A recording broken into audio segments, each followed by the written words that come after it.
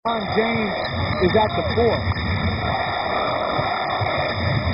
The Cavaliers have 28 points in the first half. You look at that score. That's the second quarter score, folks.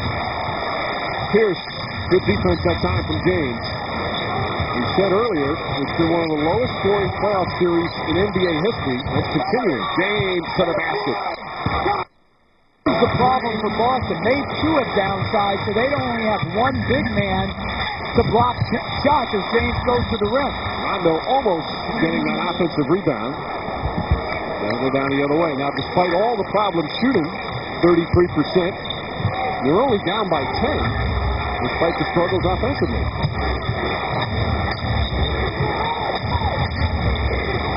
Gary Giles making an 8-point deficit. That's the interesting thought. You talk about an 8-point deficit to a team that has LeBron James. And you're not going to find problems getting baskets. If you're the Celtics, you have to stay solid offensively. Garnett. Here's wide open three. Bang! Lead back to 11. And that's how you stay solid. Good old-fashioned basketball. Garnett on the block, inside-outside attack. 22 points for Pierce.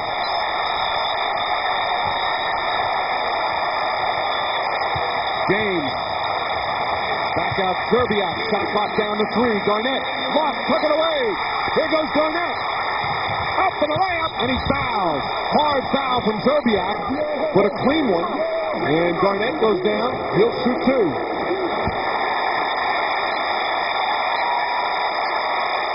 Three fouls on Zerbiak.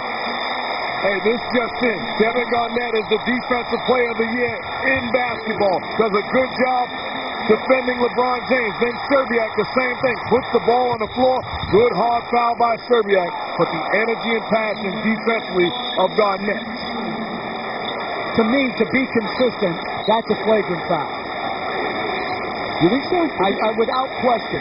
The way the flagrant one is called, Garnett's being penalized for being bigger. And if that was a smaller man and would have fallen harder, that's a flagrant foul. I think that's a flagrant foul. Let's take a look again. As Garnett misses the first. I'm not saying it's a dirty play. I'm saying it's unnecessary contact. That is a wind-up and a follow-through. To me, that's a flagrant foul. So you're saying that if you had the basketball on the break, that's a flagrant foul because you would be in the 4th row right now. I would have been in that stance, and they would have had to be scooping me up. That's a good play by Wally Sherman. Not agree. giving up on the play and going to not allow KG to get a 3-point play. Think it, and it saved him a point. Garnett 1 for 2. Lead back up to 12. Under 2 minutes to play here in the second. Damon Jones back in again. With Barujo, West, Pavlovich, and James, as just said, a very small lineup right now. James inside, count it, and a foul.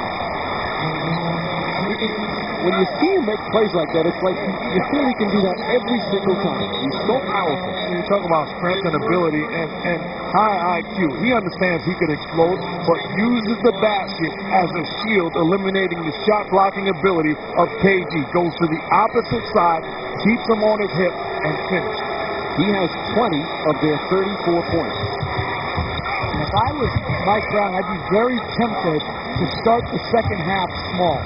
It gives James more room on the floor, and you have to hope that someone gets hot from beyond the 3-point line. They're 0 for 5 from downtown. Posey. Ray Allen has only taken 1 shot. One of those guys, Jamie Gibson, usually helps them. Allen to the basket. Oh, pretty play for Ray Allen for his first points of the game.